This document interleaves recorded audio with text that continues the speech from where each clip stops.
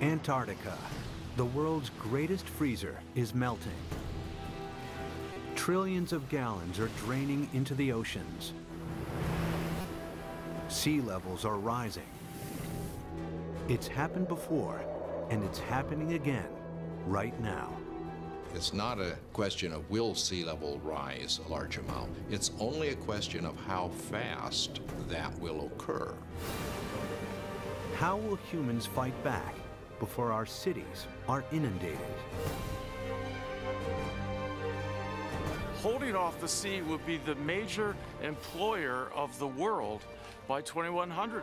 Massive levees to defend our coastlines. Floating towns and cities.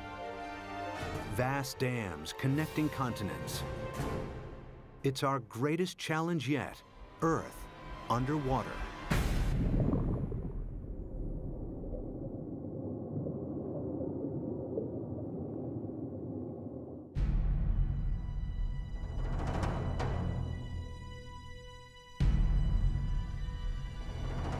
This is New York in the 24th century.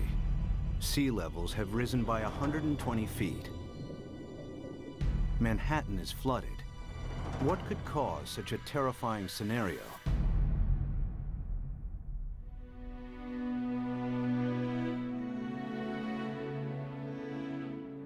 The answer lies here, in Antarctica, where vast amounts of frozen water are locked up in ice.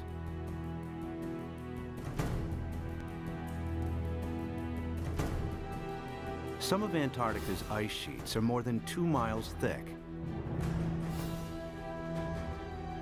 If melted, this ice would dramatically raise sea levels.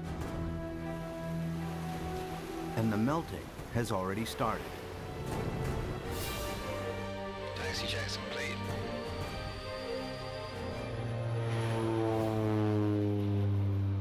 Scientists want to know how much frozen water the continent actually holds, and how much global sea levels will rise if it all melted.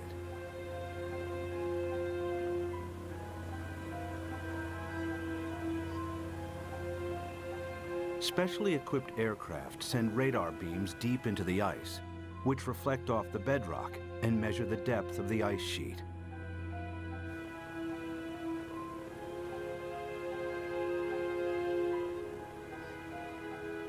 After hundreds of flights, they calculate that Antarctica contains over 90% of the world's ice. Together with Greenland, it's enough to raise global sea levels by an astonishing 230 feet. This is what North America would look like if all of the planet's ice melted. Europe would also shrink. London's Tower Bridge would become a solemn monument in the sea. Berlin would be flooded, as would Paris. But how likely is such a scenario? Is sea level rise reality or myth?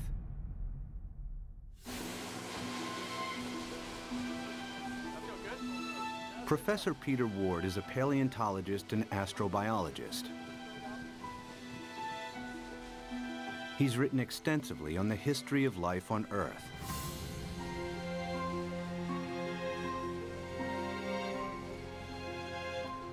Today, Ward wants to know what would happen to our planet if sea levels rise foot by foot. Somebody give me a zip here. The journey begins in the Florida Keys, a chain of islands south of Miami.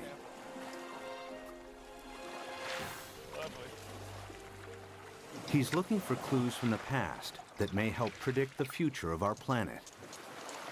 All right, guys, you want to go swimming? You ready?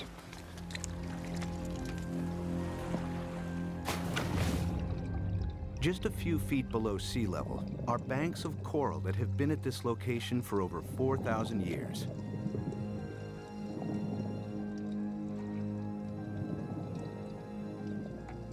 During this period, sea levels have been stable, not just in Florida, but around the world. Who's going swimming with me? Come on, boys. But it hasn't always been like this.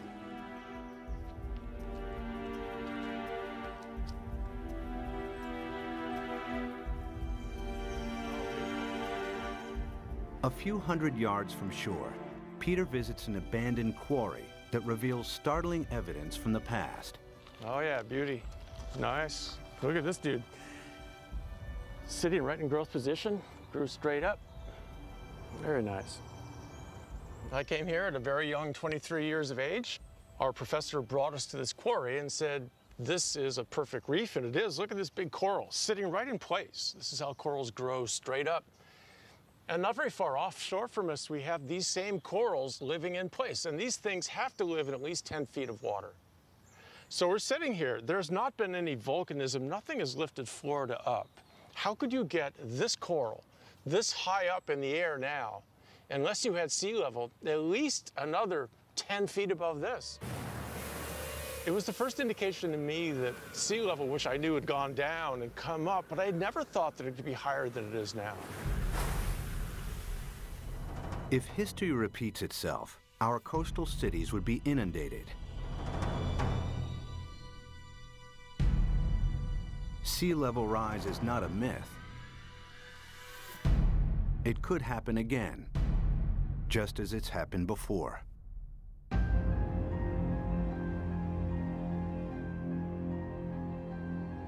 The beginning of the most recent ice age was 70,000 years ago. The ice sheets expanded, the planet's landmass grew, and sea levels fell. Then temperatures rose again. The ice receded. Sea levels climbed and eventually settled at today's coastlines. But global temperatures are on the rise again. This time from humans burning huge amounts of fossil fuels. They produce CO2 and other greenhouse gases that heat up our atmosphere. Whenever global temperatures rise, sea levels follow. We have emitted so much carbon dioxide that the amount of carbon dioxide in our atmosphere has increased by about 1/3 in the last 100 years, and it is now higher than any time since at least 1 million years. We expect about 3, 4, even 5 degrees centigrade warming in this century. The warmer it gets, the faster the sea level rises. That means sea level rise will get faster and faster as we heat up the planet more. Of course, predicting future sea level rise is difficult, as the planet has never before experienced the dramatic increase in CO2 of the last 100 years. But Professor Rahmstorf's climate model predicts a maximum 6-foot sea level rise this century, as higher temperatures kick in.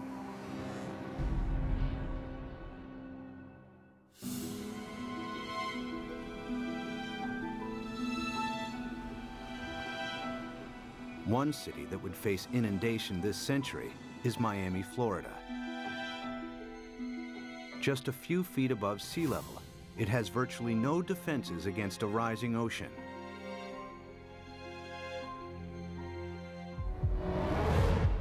After 1 foot of sea level rise, these beaches would be regularly flooded at high tide. After 2 feet, many roads would be submerged.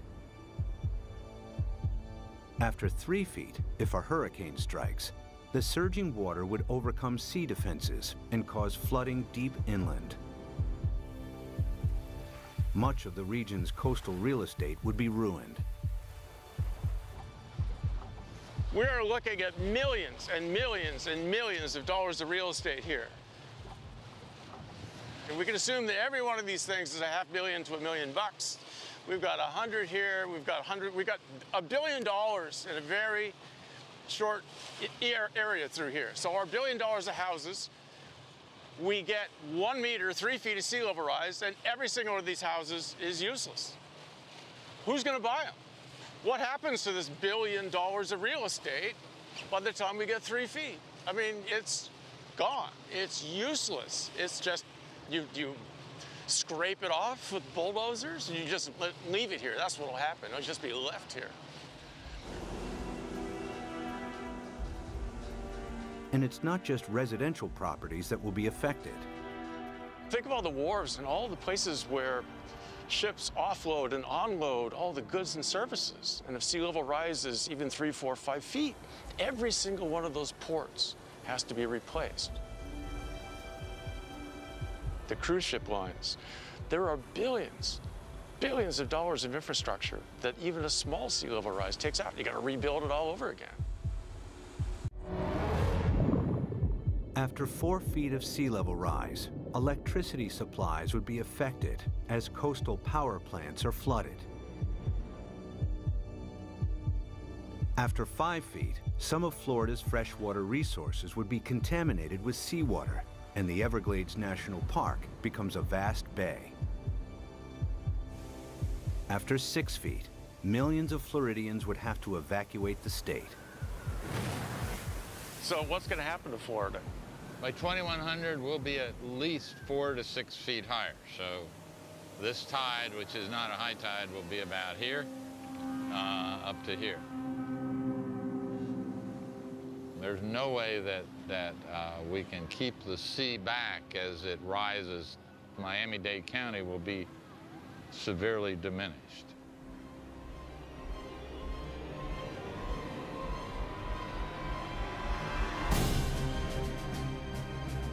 By 2100, after 6 feet of sea level rise, Miami would look like this. There's no way to prepare for this. You can't put levees around the kind of sea level rises we're in for. We're a city that's only a little over 100 years old. We became a town, an incorporated town in 1896, so we're not that old.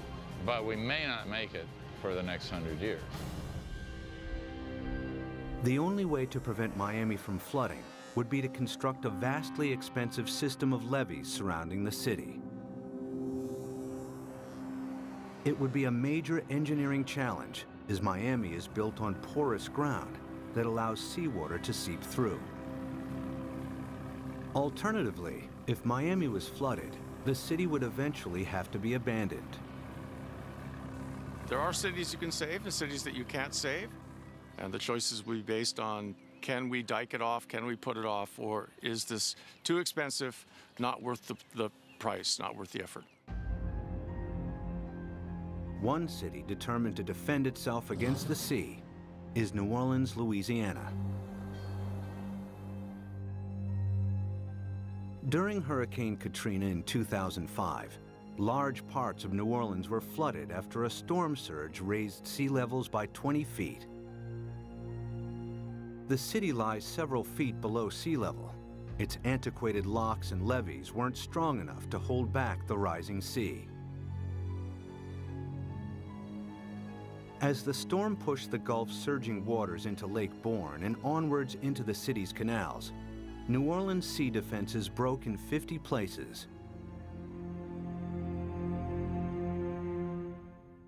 We had some levee and flood wall failures in the hurricane system, and the combination of that overtopping of the levees and the flood walls that failed caused massive flooding throughout the city. About 80% of the city of New Orleans was flooded following Hurricane Katrina.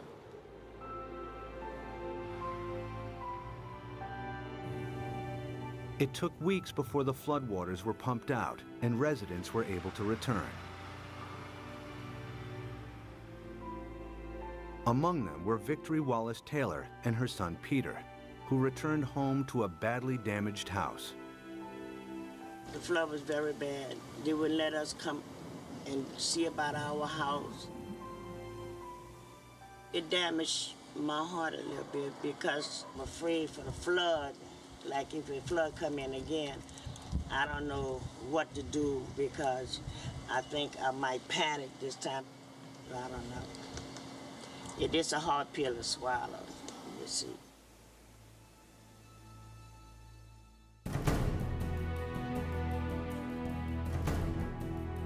To prevent New Orleans from flooding again, the U.S. government is investing billions of dollars in the city's sea defenses. Along the riverbanks, the U.S. Army Corps of Engineers is strengthening New Orleans' levees and locks. Their work here provides future insight into the kinds of construction that may be needed to protect coastal cities around the world against rising sea levels. We learned a lot of key lessons, and some of the key lessons learned were incorporated into the designs for the Greater New Orleans Hurricane Storm Damage Risk Reduction System. And that system is a series of many different aspects. It has flood walls, it has pump stations, it has levees. There's the series that we call the multiple lines of defense. New Orleans defense takes a unique approach against the rising water by confronting the enemy itself. The flood surge that broke its sea defenses approached the city from Lake Borgne, a lagoon east of New Orleans. It's here where the U.S. Army Corps of Engineers is focusing its efforts. What we've done now is we moved the defense of the city out. We're about 12 miles from downtown, about 8 miles away from the 9th Ward, which is flooded. What we've done is we moved the protection from downtown, the heart of the city, left it in there, improved it. We've moved all the way out here, 8 miles out to the edge of Lake Borgne, where we now have this brand new structure which works as a primary line of defense. New Orleans is made up of the best topsoil from the United States that came down the Mississippi River and built up down here. However, back in graduate school, the whole idea was that the better it is to grow something on, the worse it is to build on. Well, this is the topsoil of the nation down here, so it's the worst possible stuff to build in. What you see behind me is the Hawken. It is a pile-driving crane brought in from Seattle, Washington, across the Pacific Ocean, down to the Panama Canal to New Orleans to build this particular gate and the barge gate. And what we've had to do is go down 60 feet through the newer material down to the old Pleistocene clay, and that is our basis. So the main wall itself goes down to minus 130 feet, and the batter piles that brace it are down to 190 feet. All tall buildings in New Orleans, the dome, everything is based upon piles. The new seawall also has to allow ships to pass through.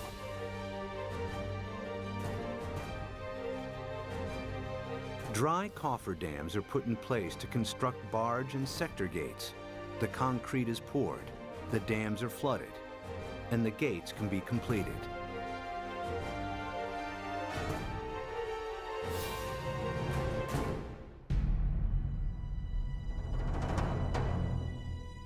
New Orleans' new sea defenses are costing the taxpayer a hefty $15 billion.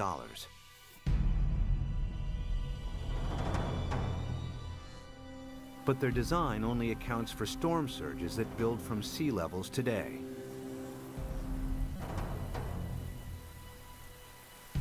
If sea levels rise by 6 feet, any storm surge would be higher as well, and the city's sea defenses would have to be heightened at an even greater cost. Not every country can afford to spend billions on sea defenses.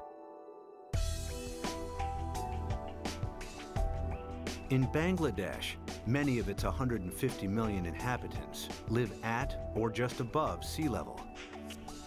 Merely 3 feet of sea level rise will have a devastating effect on the country's population. Turns out the area of the world that would be most vulnerable to sea level rise would be Asia. The rice-growing river deltas in Asia that are very close to sea level. Even a modest 3-foot rise would put half the rice land in Bangladesh underwater. Bangladesh has over 100 to 120 million people, and that number is rising fast. A great deal of its land just simply gets covered by water.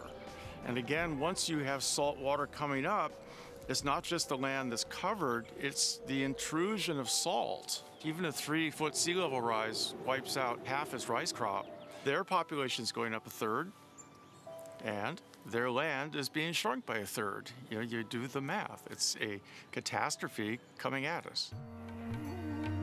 Much of Bangladesh is a vast muddy delta that can't be defended. 6 feet of sea level rise spells disaster. It would displace millions, probably at least a few tens of millions of people. Where are they going to go? India's already built a wall between India and Bangladesh. They're anticipating there are going to be a lot of Bangladeshis starting to move, looking for a place to go, and Bangladesh itself is already one of the most densely populated countries on Earth.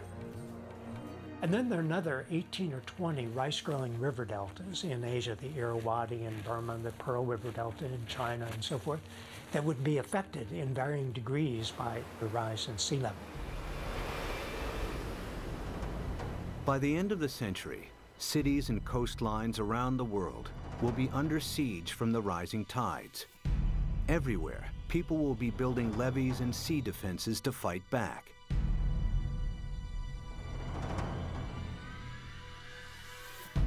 But sea level rise won't stop at 6 feet.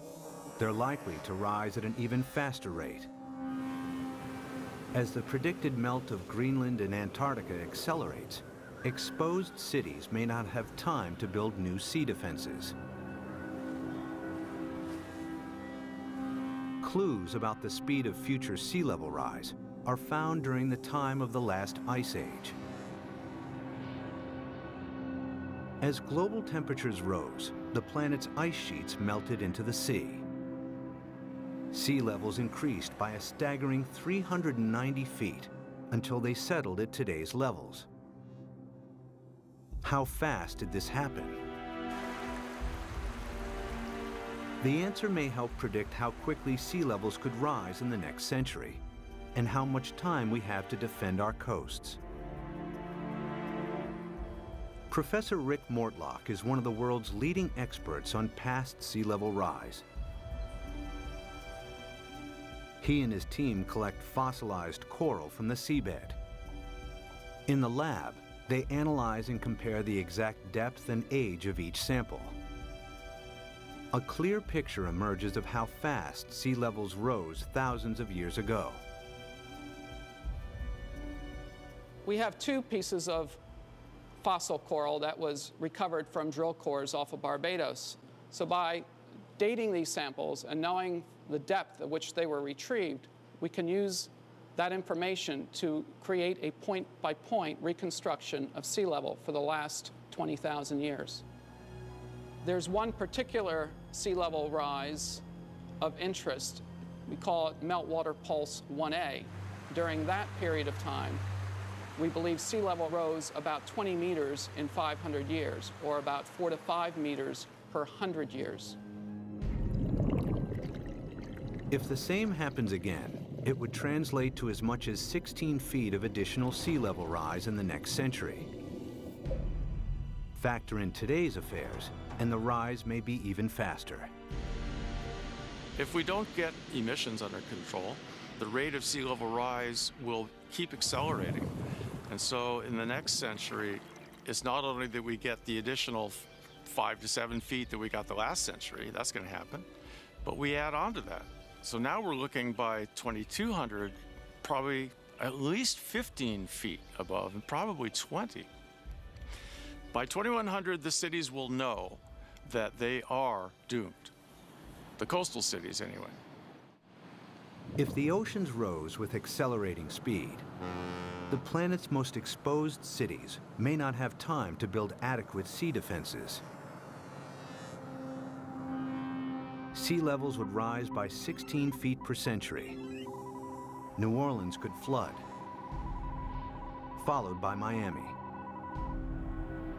Miami's the worst off, and New Orleans, those are 2 cities that will have to be abandoned, I imagine. As southern Florida is lost to the sea, other coastal regions will also struggle to hold back the tides. Among them is the San Francisco Bay Area, with its 7.5 million people.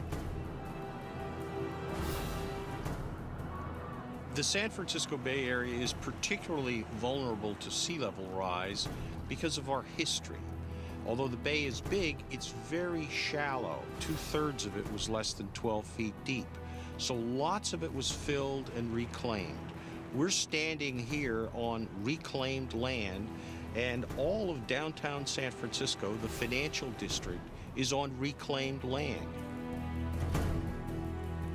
We've already seen 7 inches of sea level rise in the bay over the past century. We know this because the longest continuously operating tide gauge in America is at the Golden Gate. So we have 154 years of data. We're just now beginning to realize with accelerated sea level rise, we're going to have to prepare and have a new plan for how we deal with it in the Bay Area. If sea levels rose by an additional 16 feet per century, hundreds of thousands of people would lose their homes in the Bay Area.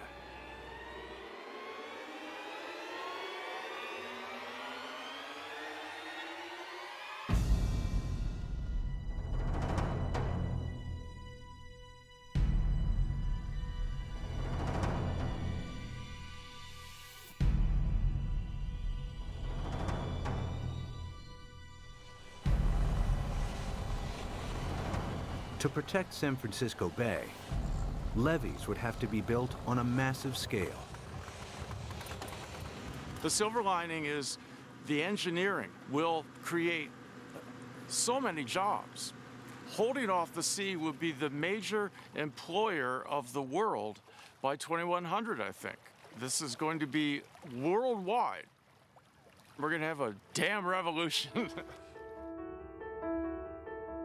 The bay's entire coastline would have to be defended with levees in order to protect it.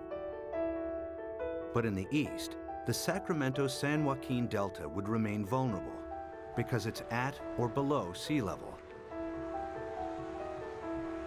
The Delta has some of America's most fertile farmland.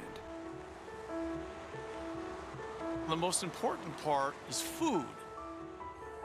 It's unbelievable the proportion of human food that comes from land that is at sea level, not necessarily right next to the sea, but at an elevation that will be impacted by sea level rising.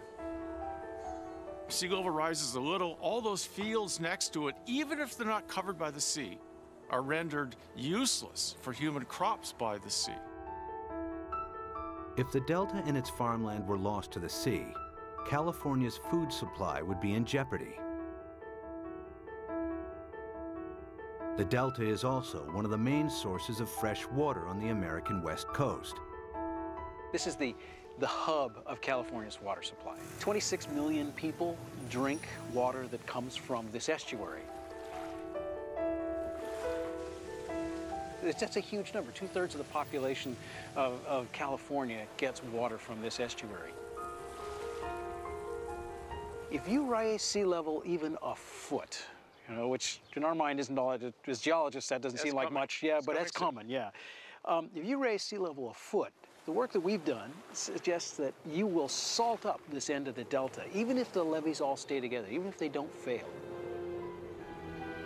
If sea levels rise by 6 feet this century, local rivers will be contaminated with salt, and California's main fresh water supply will be lost. In the next century, after an additional 16 feet, the entire Delta will be claimed by the sea.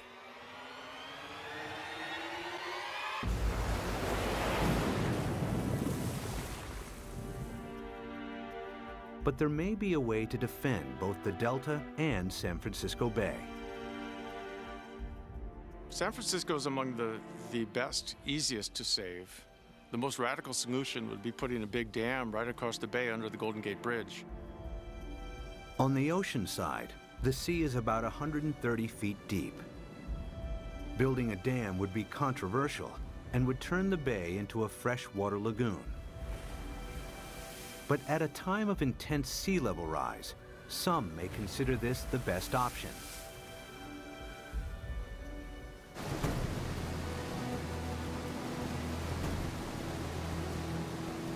Using cutting-edge technology, huge dredgers could pick up sand from the seabed nearby and deposit it as the dam's foundation.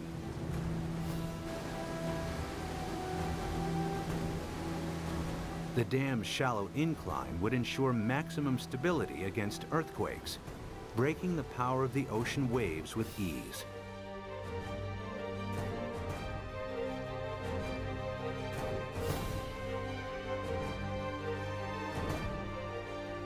Vast pipes and pumps would be installed to keep the bay's river water flowing out to sea.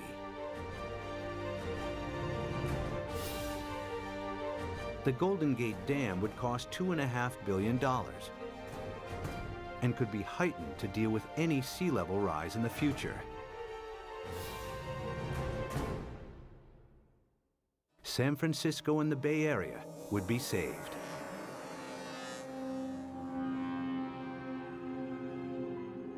One region that may benefit from the U.S.'s sea defenses is the Mediterranean. It's flanked by countries both rich and poor that have thousands of years of history. The Mediterranean has a unique feature, a narrowing at its mouth. The Straits of Gibraltar are between 10 and 20 miles wide, stretching from southern Spain to Africa. A dam could keep the rising water of the Atlantic separate from the Mediterranean. There's been a plan since World War II, for instance, to put a dam between the Rock of Gibraltar and Morocco on the African side. A dam big enough that sea level rise does not affect the Mediterranean. But building a dam here has one major drawback. Every year, the Mediterranean loses 2 feet of sea level through evaporation that is compensated by the inflow of water from the Atlantic. The dam would cut this off.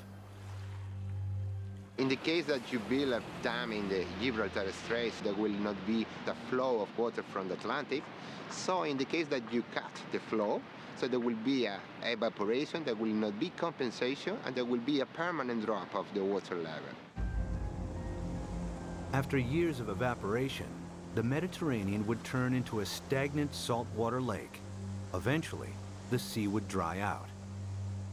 And if then the sea level would rise, let's say another... Sea defense engineer Peter Janssen maps out possible solutions on how to keep the Atlantic flowing while building the world's largest super dam. I looked at the surroundings. I looked at what may be required to make a closure. And then, well, I thought it may be feasible.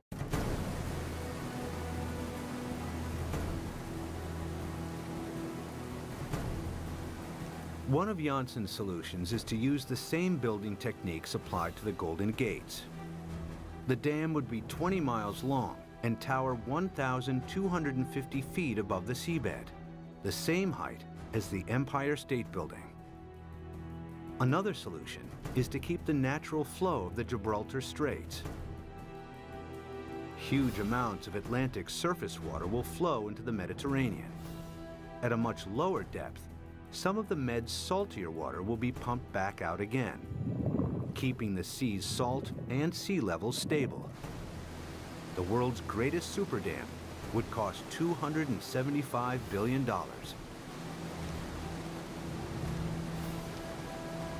total cost related to what may be the impact for all the cities around the Mediterranean, it seemed acceptable. It may be a solution. The Gibraltar Dam would be the world's largest man-made structure, using enough rock to build 1,000 Great Pyramids. Although the dam would cut off the migration of marine life between the Med and the Atlantic, it would save the entire Mediterranean coastline from flooding. It's certainly technologically possible. The old cradle of civilization becomes really the center of civilization. They would be the last coastal cities never affected by sea level rising.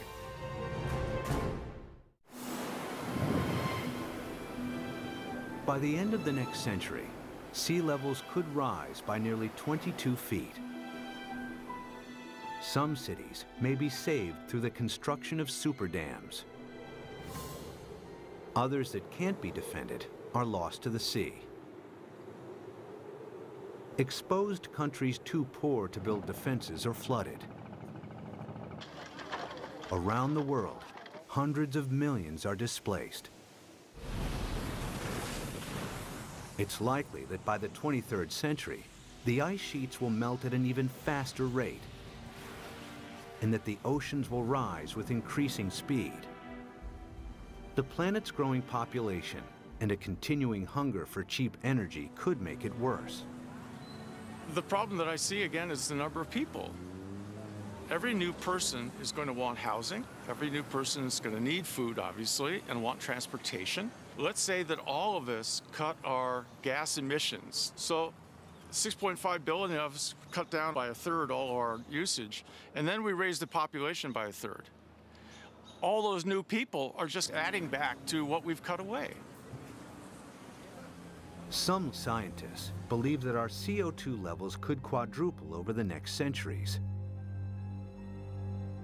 It would mean reaching CO2 levels last seen over 50 million years ago, when there was no ice on the planet and when sea levels were more than 230 feet higher than today. In the worst case, if we are so foolish as to burn all the fossil fuels so that carbon dioxide increases to more than 1,000 parts per million, then there's no question we will melt all the ice on the planet, which would mean a 75-meter or almost 250-foot rise in sea level. It's not millennia. It's not going to take thousands of years. The forcing of humans is so large that it will do the whole job within a timescale of centuries, I believe. This is the worst-case scenario. CO2 levels triple, global temperatures dramatically increase, and the Antarctic rapidly melts.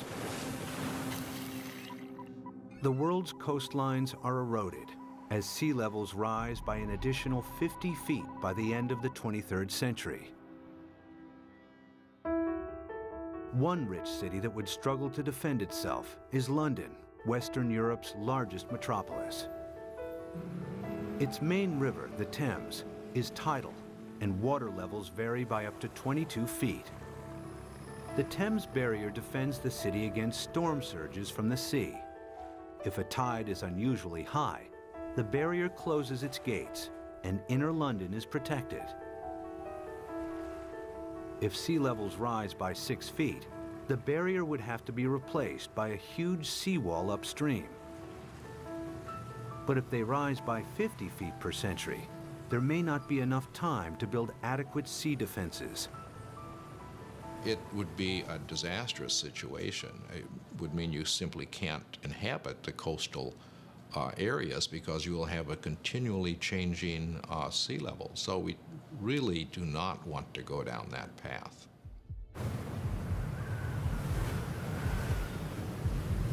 If CO2 continues to increase at a growing rate, 50 feet of sea level rise per century is a distinct possibility. The swiftly rising oceans would bypass any new seawalls. London and large parts of England would be flooded within a few centuries. The worst case scenario is when we have maybe 4 to 6 feet within a decade.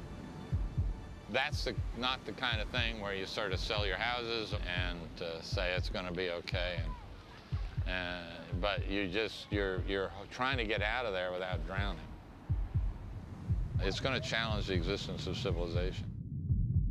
One of London's most famous landmarks, the Tower Bridge, would become a somber outpost in the sea. I mean, there would be a degree of panic that we cannot imagine as each country tried to figure out how it somehow could survive. Rising oceans would seep underneath obsolete levees or breach areas where there wasn't the time or money to strengthen seawalls. The rapidly rising sea levels would soon overwhelm large parts of continental Europe.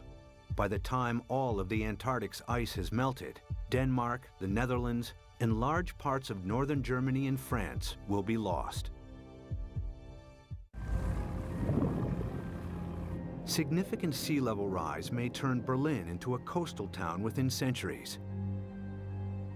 Another 100 years, and the city would be lost to the sea. The rising sea would creep up the River Seine and find its way to Paris. With an elevation of 115 feet, the French capital would be vulnerable to sea level rise. After all of the planet's ice is melted, it will flood. The affluent countries would try to protect their borders against millions and millions who would be leaving the areas most severely affected.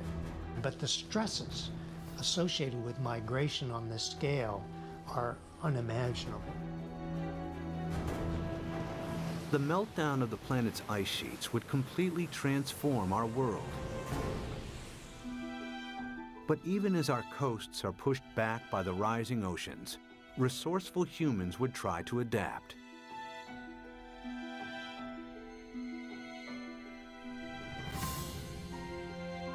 There are already plans to rescue New York.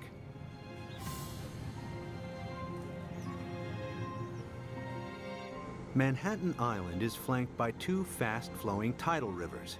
The entire city is directly exposed to the North Atlantic and extremely vulnerable to sea level rise.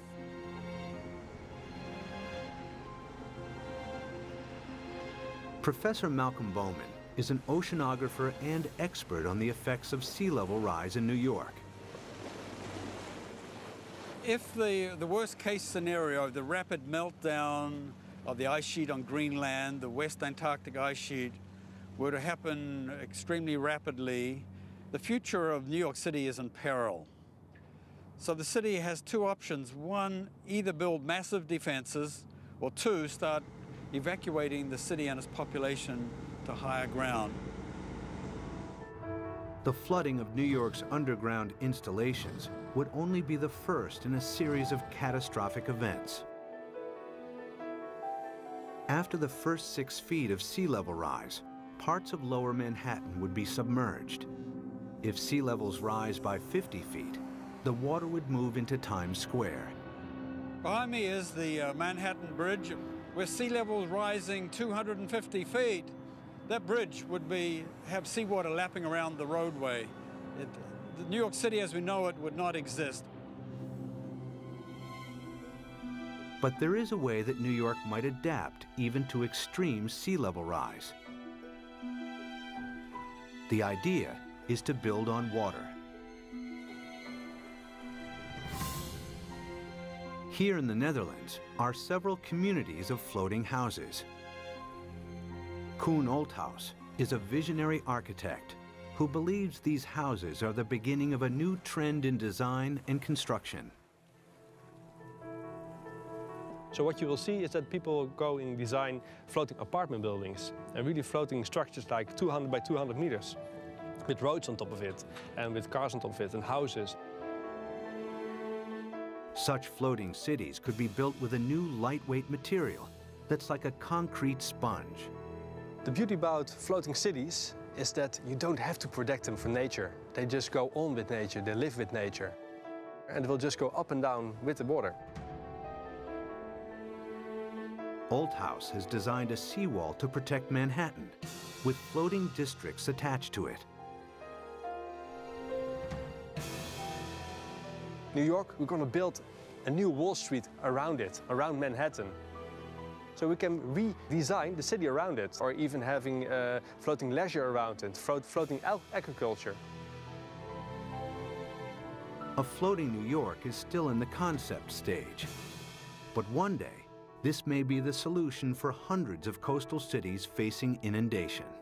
The best silver lining of the whole thing to me is that it will require a united world. A world war against sea level will have to bring all of the squabbling governments to act together. The sea doesn't care what your national boundary is. It's an equal opportunity flooder. We will have to, as a planet, come at this in a united fashion. Whether it's the construction of massive seawalls or super dams, sea level rise will happen. The question is not if, but how fast and how much our oceans will rise. Much will depend on our own CO2 emissions. Humans will need all their ingenuity to meet the world's greatest challenge yet. when 7 p.m. feels like this, you must be watching the National Geographic Channel.